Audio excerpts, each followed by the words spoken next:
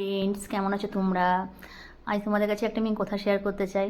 দেখবে মেয়েরা সব কিছু পারে। একটা মেয়ে ছোটোর থেকে বড় হয়, তার মা বাবার কাছে কত আদরে লালন পালন হয়, সে মাদের কাছে মানে বাড়ির প্রত্যেকের কাছে বলে আমার অনেক কিছু বায়না করে, যেমন দেখো আমি এইটা খাবো না, আমি এই শাকসবজি খাবো না, এই খাবো না, ওই খাবো না, মাদের কাছে হয়।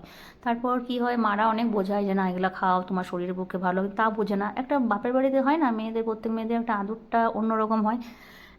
যা কিছু অজুহাত করা হয় সব কিছুই মা বাবারা মেনে নেয়।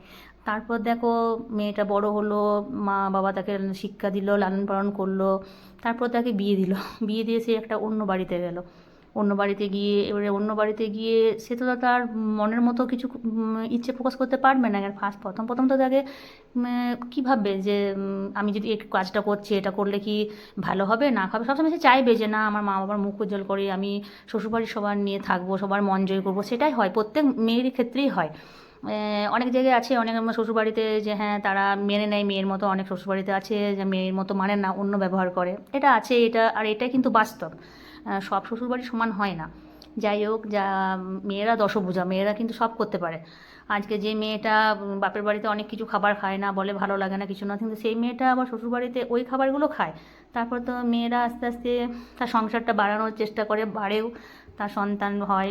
যাই হোক, এবার সন্তানদের সেই মেয়েটা কী করবে না, তাদের সন্তানদের এবারে বলবে যে তুমি এটা করো না, ওইটা করো না, এটা ভালো করো। তাহলে মেয়েরা, একটা মেয়ে কিন্তু ঘুরে ঘুরে সেই একই জায়গায় পৌঁছাচ্ছে।